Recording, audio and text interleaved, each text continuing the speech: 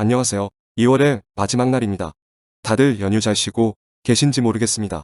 오늘은 작년 5만 전자로 불리던 삼성전자가 10만 전자로 나아가고 있는 요즘 삼성전자의 상황은 어떠한지 알아보았습니다. 삼성전자의 주가는 작년 말부터 해서 올해 초까지 크게 상승하여 9만을 뚫고 곧 10만 전자를 달성할 것 같은 기세였지만 9만 전자를 달성한 후에는 현재 주가가 횡보 및 하락 중입니다. 하지만 이는 삼성전자만 그런 것이 아니라 국내와 미국 증시 모두 주식시장이 조정을 받는 중이라 그런 거라 생각하고 있습니다. 서버용 D램 가격이 연초 예상 수준을 넘어 상승세를 보일 경우 삼성전자도 깜짝 실적을 낼 수 있다고 전망하는데 연이익 50조도 가능할 거라는 분석도 있습니다. 서버용 D램은 일반 메모리 D램보다 수익성이 높습니다.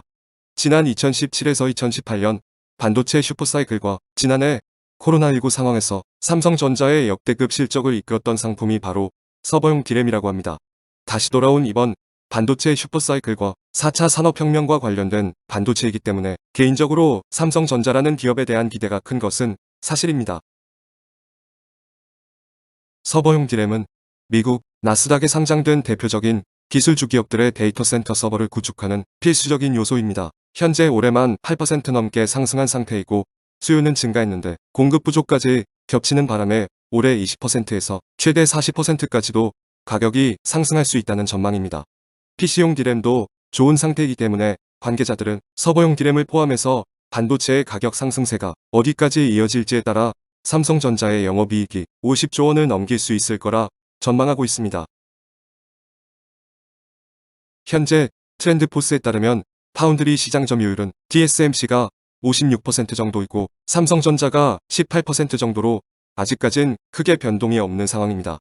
하지만 IT 기기에 대한 부품 수요가 이어지면서 고객사들이 반도체 재고 확보에 나서고 있기 때문에 수요가 공급을 추월하는 상황이 계속되면서 자연스레 파운드리 매출도 증가할 것으로 예상하고 있기 때문에 삼성전자 역시 앞으로 계속해서 파운드리 부분에서 점유율을 올릴 기회가 있을 거라 생각하고 있습니다.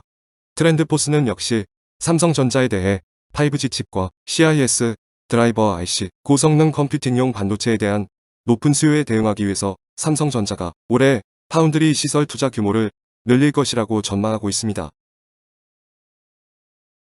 지난 24일에는 삼성전자가 OCP의 규격을 만족하는 데이터 센터 전용 고성능 SSD를 양산한다고 밝히기도 했습니다. SSD는 메모리 반도체 중 하나인 낸드 플래시 기반의 차세대 저장 장치로 데이터 센터 서버의 핵심 부품인데 이번 제품은 업계 최초로 6세대 V낸드를 기반으로 한 데이터 센터 전용 SSD로 OCP의 NVM, 클라우드 SSD 표준을 지원하며 데이터 센터에서 요구하는 성능, 전력 효율, 보안 등을 각각 최고 수준의 솔루션으로 제공한다고 합니다. 페이스북의 OCP SSD 총괄 로스 스탠포트는 최근 데이터 센터의 기술적 난제를 해결하는데 매우 중요한 실마리를 제시해준다며 특히 삼성전자의 이번 제품은 대규모 확장이 필요한 데이터 센터 환경에 적합한 SSD 요구 사양을 충족하고 있다고 빈 점이 매우 긍정적으로 보여집니다. 반도체도 반도체지만 삼성전자는 이제 인텔과 AMD, 마이크로소프트와 협력하여 폴더블 시장을 뒤집기 위해 나서기 시작했습니다.